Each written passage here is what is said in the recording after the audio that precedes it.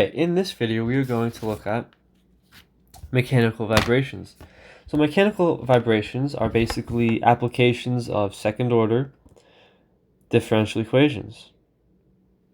So for mechanical vibrations, we're going to have a situation, typically, where we have like a spring and a mass on the spring, right? So because of this, we're going to have, I see it on the second diagram over here, we have different forces for our mass, right? The mass is going to have the weight due to gravity, and we're going to have the force of the spring. Now, sign convention can be a little bit weird for these problems, but this is how I like to think of it. You can think of it as up being negative, down being positive, or how I like to think of it, when the spring is stretching, it's stretching outwards, so it's positive. If the spring is being pushed inwards, it's contracting, right? It's getting smaller, so it's negative. That's how I like to think of it for the signs. But in these problems here, give me one moment. We are going to be using Newton's second law, right?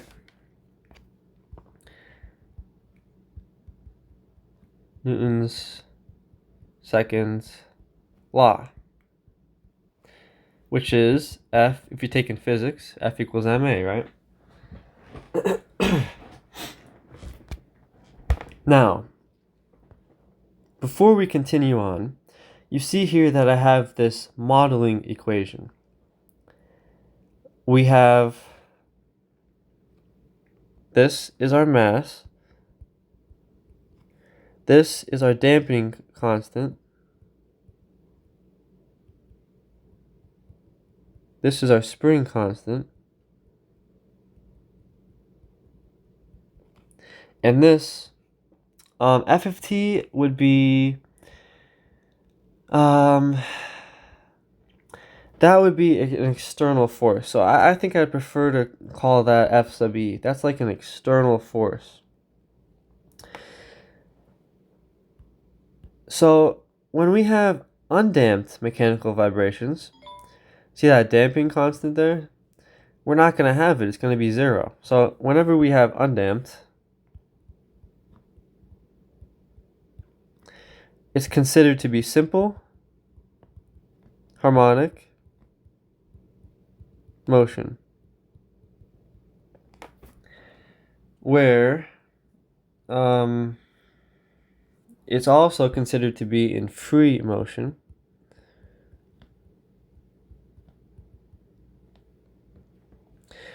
Undamped means gamma is equal to 0, and free motion tells us that we have no external forces.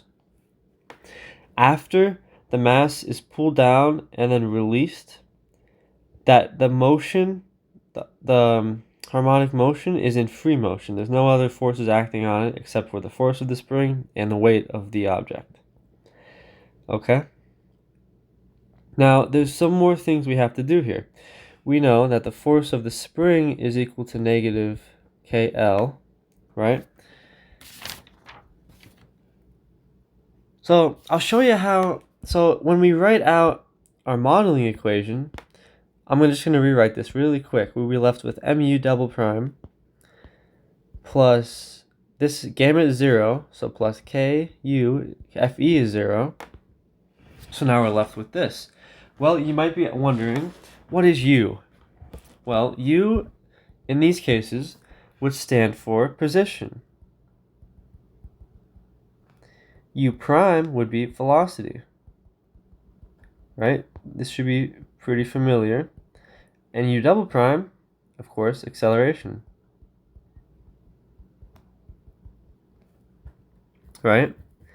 So whenever we're given these problems, we're typically given like an initial position or an initial velocity, right? So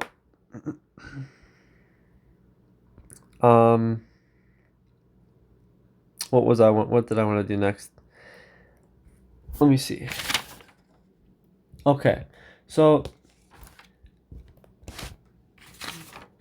in these problems here, if you look at the free body diagram, if you remember free body diagrams from statics, right? Physics, dynamics, free body diagrams, if you look, this is our free body diagram here.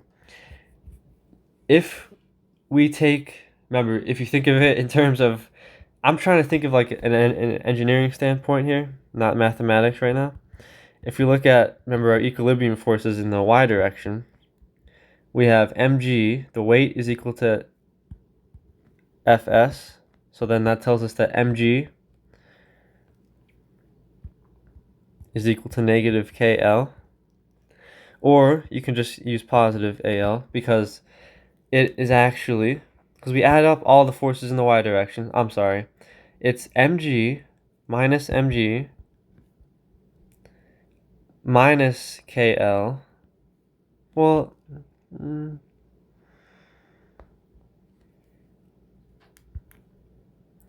yeah, it'll be minus KL is equal to 0. So then, because remember, we define upwards as downwards.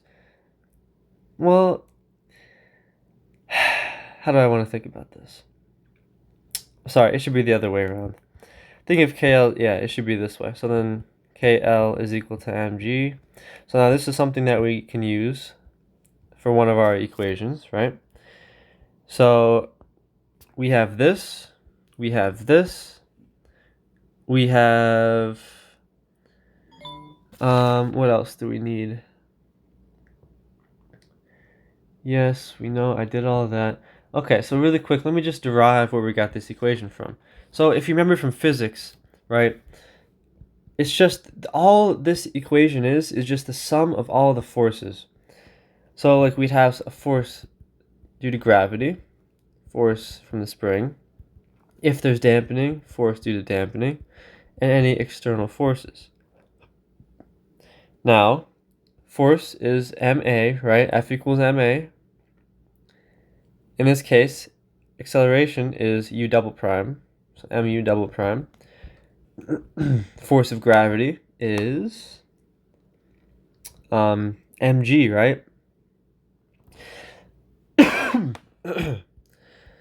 Plus the force of the spring, which is negative. Okay, now, if you look up here, let me get my pointer. We have the mass here, right? First, we just have the spring by itself. It's length lowercase l. We attach a mass to it. So now the spring is going to hang down a bit more. It's going to stretch a little bit from that weight. And that's that capital L. That's your initial length. That's your equilibrium position. Now you might pull down the mass. This is that u distance. You're going to pull down the mass. Now that's your initial starting position. Once it bounces back up, so let's say it comes back up now, this would be the equilibrium position, but it's going to go further than that, right? That's one period. So this goes down and then back up, one period. Down and back, one period. You know what I mean? It's a wave. It's harmonic motion. So we're going to have this length plus that u, plus the force due to dampening, which is just gamma u prime, plus the force, plus any external forces, right? If we simplify this,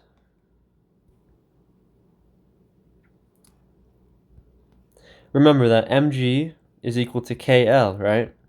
So this is equal to KL minus KL plus minus KU plus gamma u prime plus FE.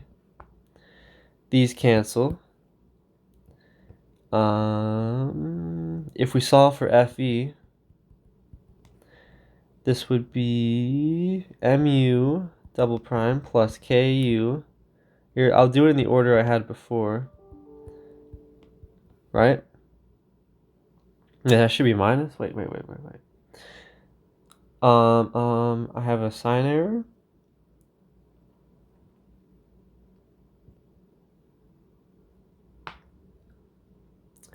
That gave me negative? Oh, yes. That's right. Fourth degree dampening would be negative. Once I get into the dampening video, I'll explain that in the next one. I'm not the best I don't really understand the dampening stuff yet. I haven't really had a lot of practice with it. My professor mostly focused on undamped. But anyways, like we said before, in undamped scenarios, we're in free motion, no external forces. And of course, undamped means no dampening.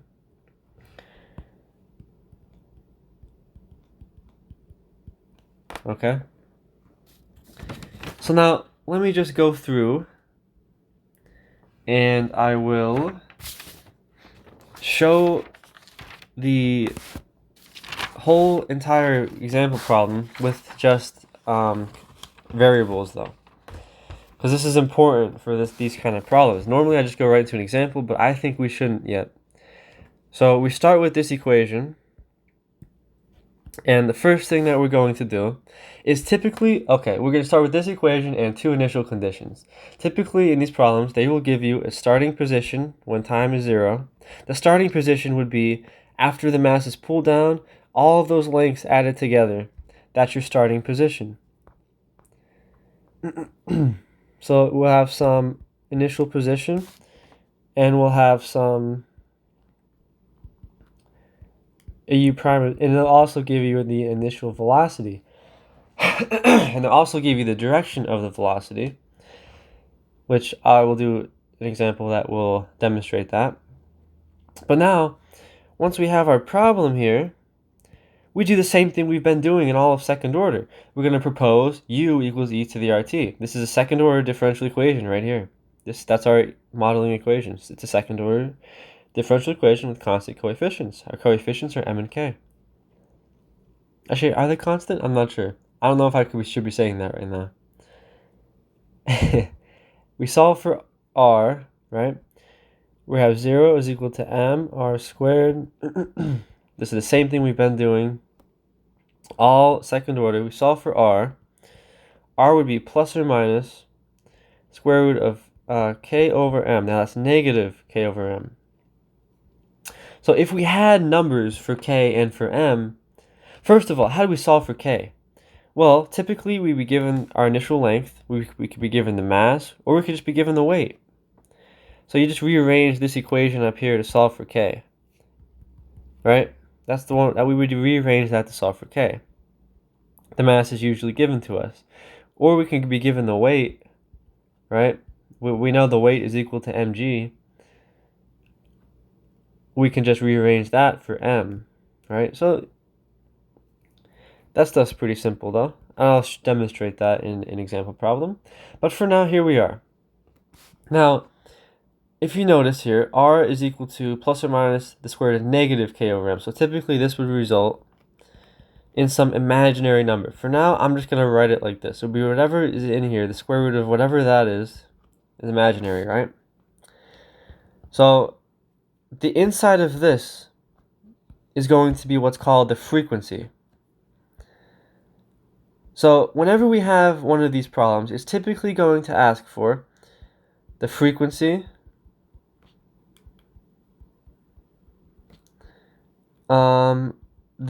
what is R? The amplitude, right? The amplitude, frequency, amplitude, period. And I'm missing one, delta, which is the phase. So they typically ask for these 4 things. Sometimes they might ask for the time it takes to reach equilibrium position. Time for equilibrium position is the period divided by 2. Right? Because one period, after you release that mass, it's going to go up and come back down. That's one period. For it to reach half a period, it goes up to here That's half a period, that's equilibrium position. And then that's a full period. So half a period would be the time for it to go back to its equilibrium position, which we can just call that lowercase t. So we can typically ask for those 4 things, or sometimes they don't even ask for the period, honestly. It might just ask for frequency, amplitude, and phase. But anyways, this right here is equal to the frequency. So W would be the square root of K over M, which is our frequency. Now the next step, where's my paper? The next step would be to define U. So U, we're going to use, this is just complex roots, right? All of these problems are going to be complex roots. All of these undamped problems are going to be complex roots. So remember, we're going to have our C1 cosine of our W. Our W in this case, or our R, right? It's actually not our frequency, it's our R value. But it's also the same thing as W, right? So remember, it's actually C1. Remember, this is 0 plus or minus. Remember my little shortcut I showed to get around Euler's formula? E to the 0t. And then this would be cosine or sine. I'll use cosine first. Cosine of W, which is square root K over M. T plus C2 sine of the square root of K over M times T. Right? So now that we have this, there's another thing for you, and I'm actually not sure where this one comes from. I'm not sure if it's the same thing.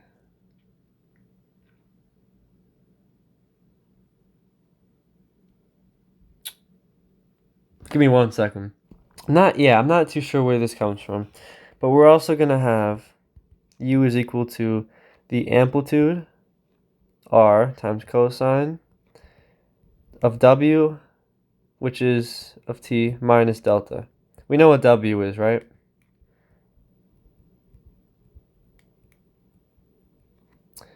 Okay. So that's another thing. So now what we're going to do now is we're going to equate them, right? Actually, you actually don't really need this one. But sometimes the problems will you know what? You don't actually necessarily need this. But I'll keep it here. Yeah, you don't actually need this part. I'm sorry, you don't need this part. You can keep it. I wonder if those are the same things. I'm not too sure. I'm not too sure where this comes from, but I know sometimes in some problems they might ask you to write your answer in this form. And if that's the case, then you should memorize this. Like if your professor shows it to you, then you should know it. I actually have no idea where it comes from. I'm going to be honest with you. I'm not sure what I guess it's position. I think it's the position of wherever the mass is at any time, I guess. I guess that accounts for it. I don't know how to derive it. That's the thing. But that's that. We can kind of skip that one. So I'm going to kind of take it and I'm going to put it onto the side. If they do ask for it, if they ask for their position or whatever, then sure, you can write it out. Oh man. Hold on. Okay. So now we're going to focus on this one here. Now, this is our equation. We're going to use the initial conditions that we were given, right? U prime of 0 is V naught, which would be equal to...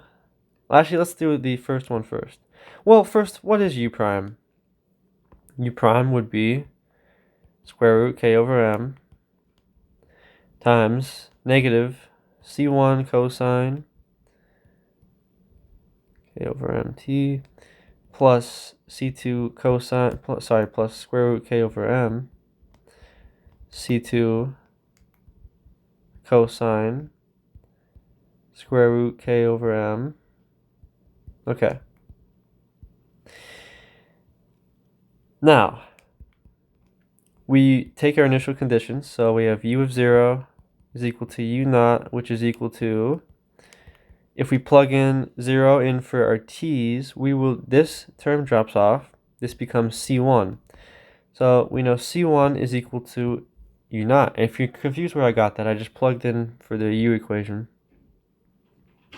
Right, 0 goes in for t, u naught goes in for u naught is equal to c1. Same thing we've been doing whenever we had an IVP. U prime of 0, same thing. We plug in. I realize this should be sine. Plug in for t. This is 0. This term would be left with. Oh, sorry. First of all, v naught is equal to square root k over m. c1. So in the solve for c1, it would be, right? I'm sorry, c2, right? c2. Now that we're at this point, to solve, and we can plug those back into here. We know what our c1 and c2 are. We also know, if we use polar coordinates, if you recall back from Calc 3, c1 is equal to r, or the amplitude, cosine of delta, and c2 would be r sine delta, right? So if you want to solve for r, you could rearrange. You can do multiple things here.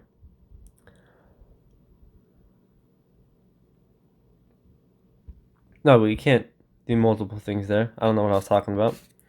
Where was I?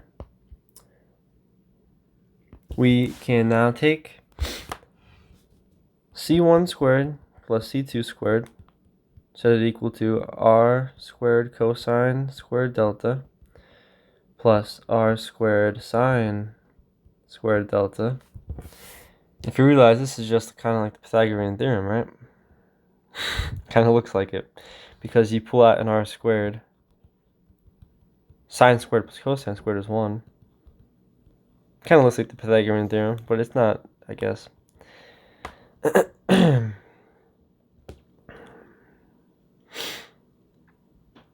We're just doing more, Calc 3 stuff, trig stuff. So now we have that one plus that one is r squared. We can solve for r. So this is our amplitude, right? That's our amplitude.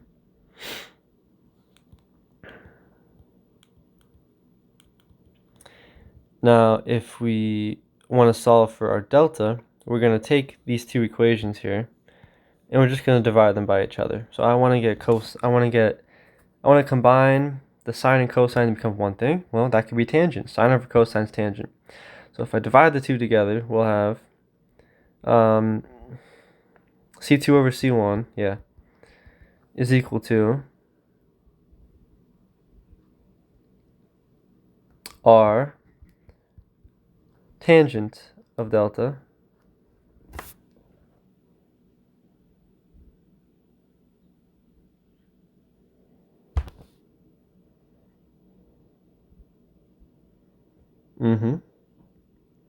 So then we know what the range is, right?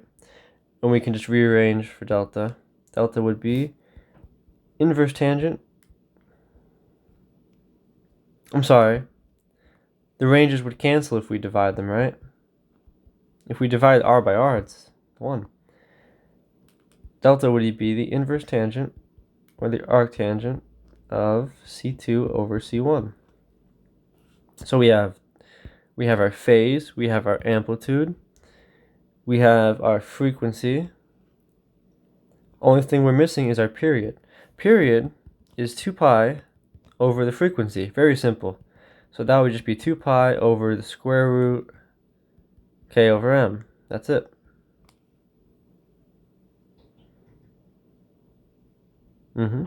That's it. If it asks us for the time to get the equilibrium position, it would just be pi over square root k over m. And I'll say t equal like this for t equilibrium, because we divided by 2, right? That was the period divided by 2. Okay, so now that we have this, I have some example problems down here. I'm going to end this video here. I'm going to leave it here. This will just be like the overview, and in the next video, I will look at 2 example problems. One where it gives us, where is it? It gives us it gives us our C1 and C2 and our W already, and it just asks us to find the U in this form. So it asks us to find R, this, and delta. It doesn't ask for the period.